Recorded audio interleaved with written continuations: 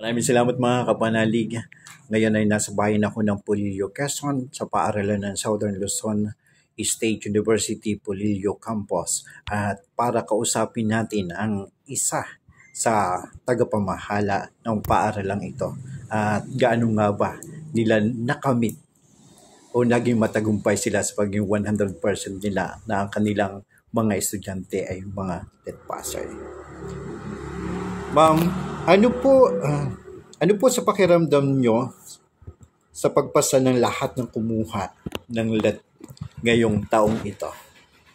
Naku, pakiramdam, sobrang overwhelming ng aming pakiramdam. Kaming lahat ng faculty kahapon nang ma-release ang result ng licensure examination for teachers na ay isa-isa naming hinanap ang pangalan ng aming mga estudyanteng nag-take ng exams at nung makomplete na namin ang 18 BE Ed students, dun pa lang talaga kami nakasure na another 100% ang nakuha ng ating SLSU Polillo Campus at sobrang saya ng lahat talaga naman. Nakaka-overwhelm po talaga ang pakiramdam. Overwhelming. Ilang beses na po ba naganap ang ganitong mga pagkakataon? Ang nito lang 2024 din, nung March, ay sa result ng ating board exam, nakakuha din tayo ng 100% sa ating BE Ed program. Ito yung elementary. At sa secondary naman natin, ay nakakuha din tayo ng 100%. At sa blessing ng Panginoon, itong September 2024 ay naulit pong muli. 100% na naman po tayo sa ating BE Ed program at another 100% po para sa ating BS Ed program. Talagang ibang-iba po yung pakiramdam.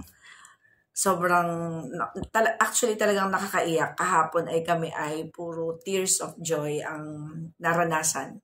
Sobrang saya po. Ito talaga ay very remarkable for us.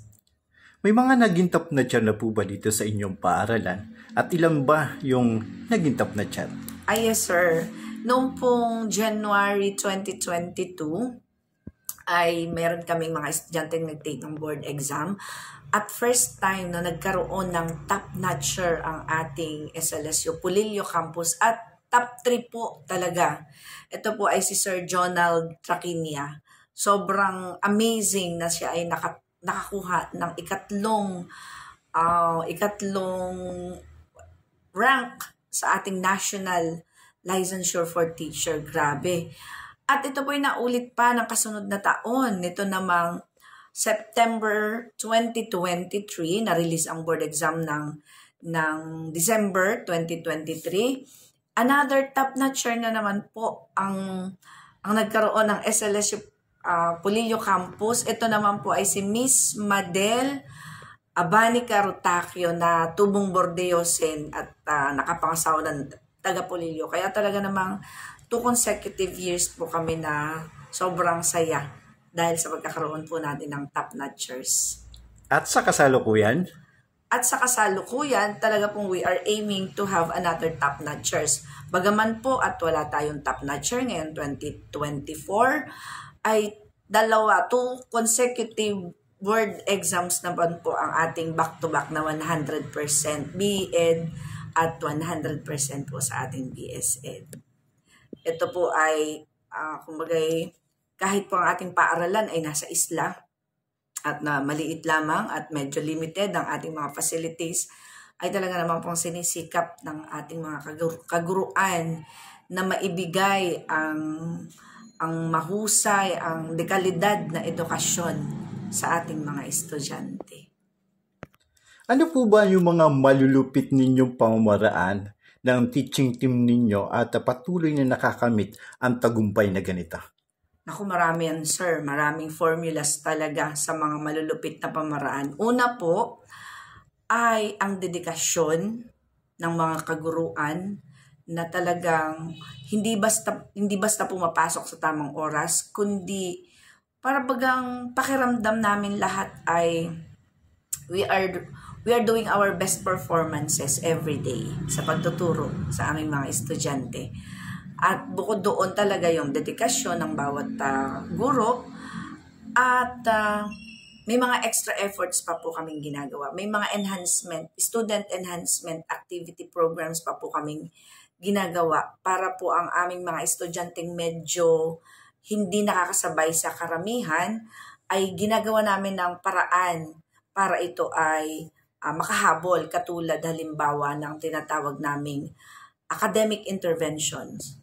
Yung mga mahuhusay na estudyante sa kanilang klase ay siyang nagiging mentor ng kanilang kaklase. Kapag po ang grades nila ay nasa 2.5 pababa, isinasali namin sila sa academic intervention program. Ang proponent po nito ay ang aming top-notcher na si Sir Jonel Traquina. Prinopose po niya ito at pinunduhan muli ng ating LGU Polillo. Bukod po doon, ipinagmamalaki po namin at ikinoconsidered po namin na best practice ang ating sariling free licensure examination for teachers review class na 3 taon na po nating ginagawa, funded po ng ating lokal na pamahalaan ng Polillo, Quezon. Salamat po talaga sa ating LGU ng Polillo sa pangunguna ng ating Mayor Angelique E. Bosque at nung mga nauna pang panahon na Mayor Lina Bosque. At accommodated din po tayo sa LGU ng Polillo. Doon po tayo nagre-review sa annex building nila. Kaya very conducive for learning po talaga ang oras ng pagre-review ng ating mga estudyante. Ayun po.